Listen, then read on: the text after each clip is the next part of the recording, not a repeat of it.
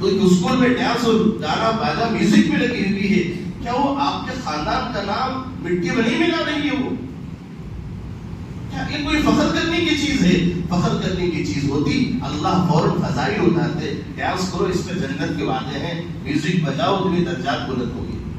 ایسے کوئی حدیث لائیے آپ، ہم بیان کریں گے اس حدیث کو.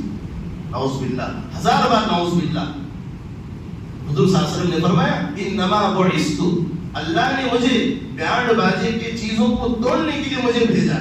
ایک حدیث سے متفق علیہ روایت سے، صحاح ستہ کی روایت سے، بخاری مسلم ترمذی ابن ماجہ ابو داؤد نسائی، یہ حدیث کی بڑی کتابیں ہیں، اس کو صحاح ستہ کہتے ہیں. ان حدیث 6 کتابوں میں قرآن کے بعد سب سے بڑی کتاب ہے حدیث کی. ان کتابوں میں لکھی ہوئی حدیث عرض کر رہا ہوں. اس میں حضور نے فرمایا اللہ نے مجھے بینڈ باجے کے سامان کو توڑنے کے لیے مجھے اللہ نے بھیجا.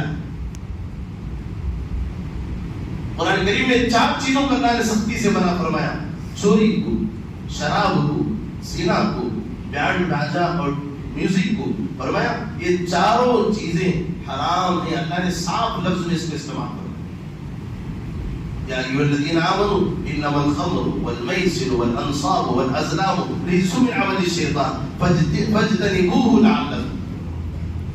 بارے ساتھ میں اللہ نے صاف ارشاد فرمایا. لیکن آج مسلمان گھرانے کی بچیاں آزادی کے جشن یوم آزادی کے عنوان پر، کیا آپ اسکول میں جس وقت اپنے بچوں کا ایڈمیشن کروا رہے تھے، کیا آپ کو معلوم نہیں تھا اس اسکول میں ڈانس بھی کروایا جاتا ہے؟ آپ کو معلوم تھا، پھر بھی آپ اطمینان کے ساتھ آپ اس کا ایڈمیشن کرائیں، اور وہاں ڈانس پروگرام ہو رہا ہے، اس کو دیکھنے کے لیے ماں برقعے میں بے حیا بن کے جا رہی ہے اور باپ داڑھی اور ٹوپی جھبے کے ساتھ جا رہا ہے، جن کی ویڈیوز وائرل ہوئی ہے. دیکھ کر شرم کے مارے سر نگاہیں نیچی جھک جاتی. کیا یہ اسلام ہے ہمارا؟ اس اسلام کو دیکھ کر کوئی غیر مسلمان ہو سکتا ہے؟ ہرگز نہیں، یہ ناممکن ہے.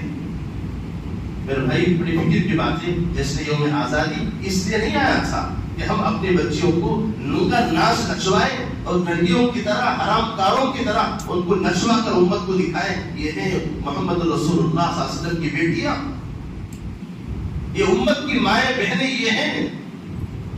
خیر ناچ رہا ہے، چلو ان کا اپنا مذہب ہے، ہمارے مذہب اس کی ہرگز اجازت نہیں ہے، ان کے ایمان کا خطرہ ہے. ناچنے والے کون ہیں؟ جن کی عمریں 9 سال سے زائد ہوتی ہے. بتائیں 9 سال وہ عمر ہوتی ہے جس میں عورت کے جذبات ابھرتے ہیں. 9 سال کی عمر میں اس کی مطلب یہ ہے کہ 9 سال ایک ایسی عمر ہے، 9-10 سال کی عمر، کہ جس عمر میں آدمی غلط اور صحیح کا فرق کر لیتا ہے.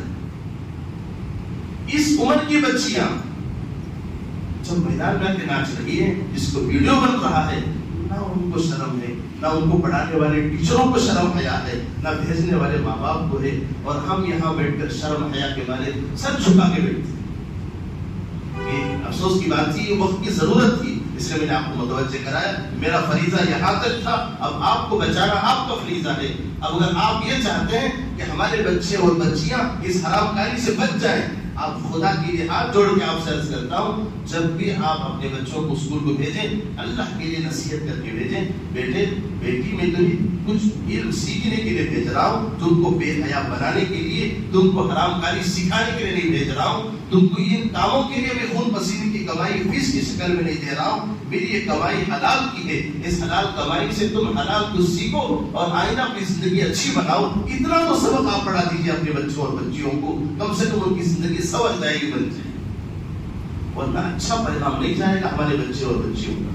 یہی بچیاں آج جو ڈانس کر رہی ہیں، ان کے ویڈیو محفوظ ہوں گی، اور جب یہ بچیاں بڑی بھی ہو جائیں، آگے کے بات عرض کر رہا ہوں، ان کی شادیاں بھی ہو جائیں، لوگ ان کو دیکھیں گے، لذت حاصل کریں گے، ان کو دیکھ کر برے خیالات پیدا ہوں گے.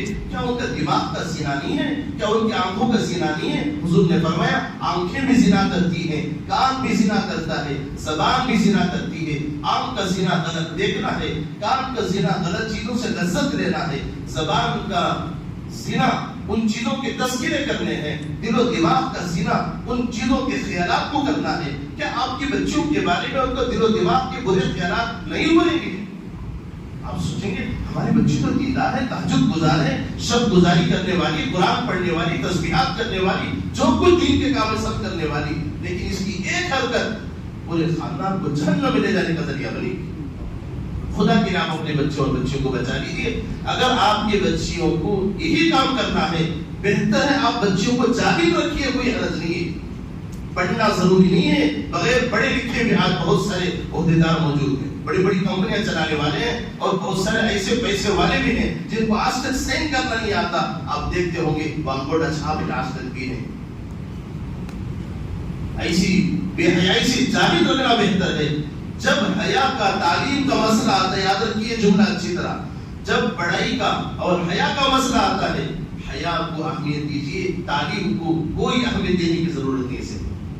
جب پڑھائی اور حیا دو چیزیں ایک ساتھ ہوں گی، باپردہ بچیاں ہماری ہوں گی، تعلیم اچھی ہوگی، اسی تعلیم کو آپ اہمیت دیں گے۔ تعلیم کے ساتھ ہماری بچیاں بے حیا بن رہی ہیں، ایسی تعلیم کو جوتے کے نوک پر کے اڑا دیجیے، کوئی حرج نہیں اسی تعلیم سے۔